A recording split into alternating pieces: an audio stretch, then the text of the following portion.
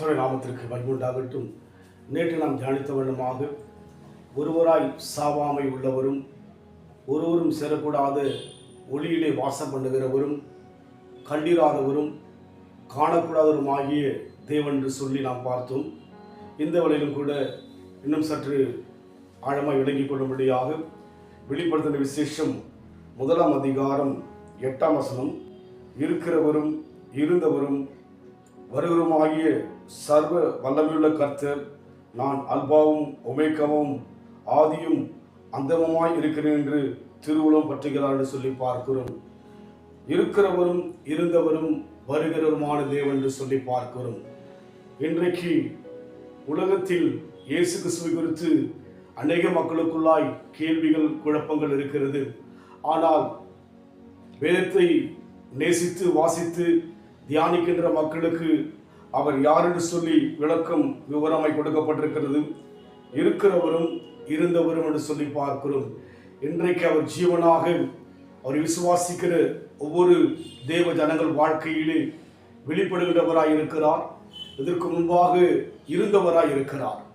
அதனால் தேவனை குறித்ததான விளக்கம் வேதத்தின் மூலமாக நமக்கு விவரமாய் கொடுத்திருக்கிறபடினாலே அவர் இருக்கிறவர், இன்றைக்கு இதற்கு முன்பாக இருந்தவர், இதற்கு பின்பாக வருகிறவராய் இருக்கிறார். இந்த உலகத்தில் இருந்தவர்கள் உண்டு, இருப்பவர்கள் உண்டு. ஆனால் இருக்கிறவர்கள் இறந்து போனால் வர முடியாது. ஆனால் இயேசு கிறிஸ்துவோ மறுபடியும் உலகத்தில் வருகிறவராக சொல்லப்படுகிறது. இதை யாராலும் சொல்ல முடியாது.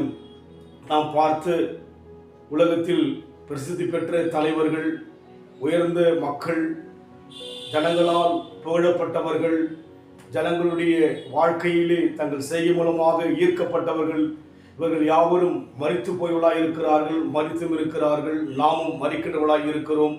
ஆனால் தேவன் என்பவர் இன்றைக்கு உயிராக விசுவாசிக்கிறவருடைய வாழ்க்கையிலே வெளிப்படுகிறவராய் இருக்கிறார். இதற்கு முன்பாக இருந்தவராய் இருக்கிறார், மறுபடியும் வருகிறவராய் இருக்கிறார். இந்த வார்த்தையை உலகத்தில் எந்த மனிதனாலும், எந்த உலக தலைவனாலும், எந்த ஒரு ராஜாவினாலும் சொல்ல முடியாது. ஆனால் வேதத்தில் சொல்லப்படுகிறது அவர் வருகிறவர் என்று சொல்லி.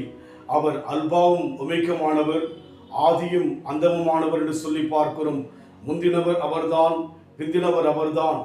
அவருக்கு ஈடாக, அவருக்கு இணையாக இயேசு கிறிஸ்துவுக்கு முன்பாக ஒருவராலும் மேன்மைப்படுத்தி பேச முடியாது. அவர் இருக்கிறவர், இதற்கு முன்பாக இருந்தவர், இதற்கு பின்பாக அவர் வருகிறவராய் இருக்கின்றபடியினாலே நம் வாழ்க்கையிலே இனிவரும் காலங்களிலே எல்லாவற்றை விட நமக்கு எதிர்பார்ப்பு இயேசு கிறிஸ்து வருவார் என்ற எதிர்பார்ப்பு. இந்த எதிர்பார்ப்போடு கூட நாம் வாழ்கின்ற போது நம் வாழ்க்கை வெற்றியுள்ள ஒரு வாழ்க்கையாக, சிறந்த ஒரு வாழ்க்கையாக, அநேகருக்கு பிரயோஜனமுள்ள ஒரு வாழ்க்கையாக இருக்கும். அதனால் நம் வாழ்க்கையிலே நாம் வருகிறவராக எண்ணி அவருக்காக வாழ நம்மை கொடுப்போம்.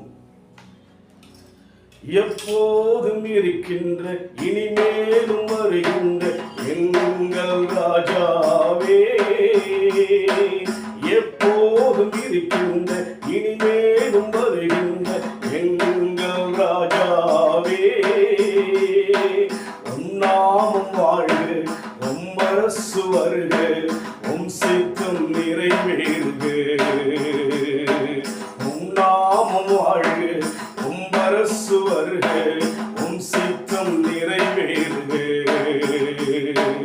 ஆராதனை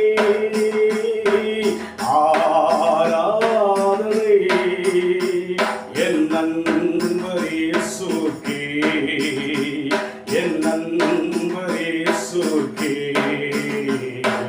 மகிமை உமக்கன்றோ, மாட்சிமை உமக்கன்றோ, மகிமை உமக்கன்றோ. ஆம், தேவன் இருக்கிறவர், இதற்கு முன்பாக இருந்தவர், வருகிறவராய் இருப்பதற்காக நாம் தேவனுக்கு நன்றி சொல்லும்படியாக ஒப்புக் கொடுப்போம். அன்பின் ஆண்டவரே, நீர் ஒருவரே உலகத்தில் மீண்டும் வருகிறவராய் இருக்கிறீர் ஐயா. ஆண்டவரே, இந்த உலகத்தில் எவ்வளோ விசேஷமான மக்கள் எல்லாம் மரித்திருக்கிறார்கள். ஆனால் யாரும் வர முடியாது. ஆனால் நீர் மறுபடியுமாய் உலகத்தில் வந்து விசுவாசிக்கிற மக்களை அழைத்து செல்லும்படியான ஒரு ஜீவனுள்ள தேவனாய் இருப்பதற்காக நன்றி செலுத்துகிறோம். அதனால் நாங்கள் யாவரும் வருகை எதிர்பார்க்கிற மக்களாகும் அதற்கு ஏற்றபடி வாழும்படியான மக்களாய் வாழ எங்களை ஒப்புக் கொடுக்கிறோம். பொறுப்படுத்திக் கொள்ளுங்க.